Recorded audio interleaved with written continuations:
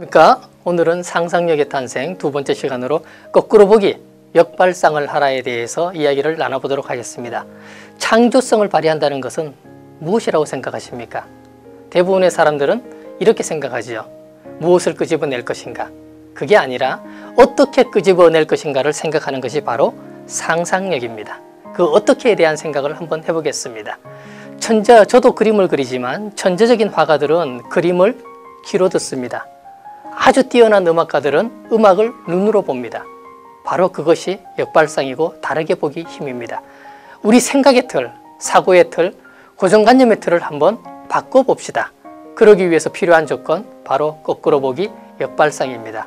이번 시간에 그 역발상에 대한 이야기를 나눠보겠습니다. 저희 사무실이 예전에 그 삼성역 근처에 있었습니다.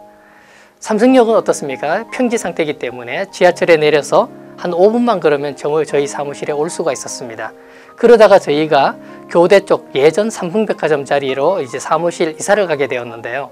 이사갈 사무실을 제가 먼저 답사를 해보게 되었습니다. 그런데 답사하러 가는데 교대 전철역에 내려서 5분에서 10분 정도 언덕으로 걸어서 올라가게 되었습니다. 그때 그 언덕을 올라가면서 제가 고민을 했습니다. 우리 직원들이 개발자들이라서 이거 등산 가기도 싫어하고 운동하기도 싫어하는데 출근할 때 언덕으로 한 5분에서 10분 올라간다 그러면 굉장히 싫어하겠구나. 그 고민을 했습니다. 그 고민을 하다가 제가 답사를 끝내고 삼성동에 있는 사무실로 돌아와서 사무실 문을 제가 탁 열면서 직원들에게 이렇게 외쳤습니다. 여러분, 새로 이사갈 사무실 위치 되게 좋습니다. 퇴근할 때 내리막입니다. 라고 얘기했습니다. 못 모르는 직원들은 와 하는 직원들도 있더라고요. 생각의 차이입니다. 역발상이라는 거죠. 저는 26살 되는 여름 방학 때 그 첫 회사, 제가 근무할 첫 회사에 합격을 했습니다. 그리고 여름 방학 때 합격하고 나서 9월인가 10월부터 이제 입사가 돼서 그 회사에 가서 신입사원 교육을 받게 되었는데요. 교육받는 기간이 3개월이었습니다. 그 교육받는 3개월 동안 모든 직원들은 자기가 어느 부서에 배치가 될지 아직 예측을 할 수가 없는 상황이었습니다. 그런데 교육 끝나기 3일 전에 담당 교관들이 전 교육생들에게 이렇게 말했습니다. 당신은 어느 부서, 당신은 어느 부서, 당신은 어느 부서, 다 부서 배치를 해준 거죠. 그때 저도 제가 가야 될 부서를 알게 됐습니다. 그때 혼자 생각을 했죠. 내가 가야 될 부서, 그 부서의 인원이 몇 명일까? 교관께 물어봤습니다. 인원이 몇 명입니까? 그랬더니 교관이 이렇게 얘기하더라고요. 최윤규 씨께서 가야 될 부서의 부서원들은 한 30명 정도 됩니다. 라고 얘기했습니다. 그때 제가 그 얘기를 듣고 혼자 거꾸로 생각했습니다. 이렇게 생각했죠. 30명?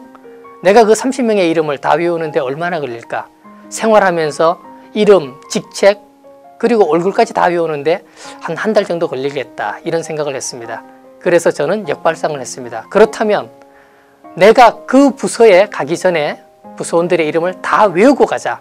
이렇게 생각을 하게 됐었습니다. 그래서 마음을 그렇게 바꾸니까 방법을 찾게 되죠. 그럼 과연 어떻게 할까 고민을 하다가 사보팀을 찾아갔습니다. 그 사보팀을 찾아가서 제가 말했습니다. 혹시 내가 가야 될 부서에 부서원들이 나온 사보가 있습니까? 라고 해서 그 사보를 얻었습니다. 그 사보 속에는 부서원들 30명의 얼굴, 이름, 직책이 다 나와 있었습니다. 교육 끝나기 3일 남았죠. 그 3일 틈이 저는 그 사보를 보면서 부서원들의 얼굴과 이름, 직책을 다 외웠습니다. 그리고 3일 후 교육이 완전히 끝나고 나서 4일째 되는 날 부서 배치를 하러 갔습니다. 부서 배치를 하러 가는 첫날 그 부서의 문을 열고 톡 열고 들어가는데 기분이 굉장히 좋았습니다. 왜냐하면 그 부서에는 전부 다 제가 아는 사람만 앉아 있었습니다.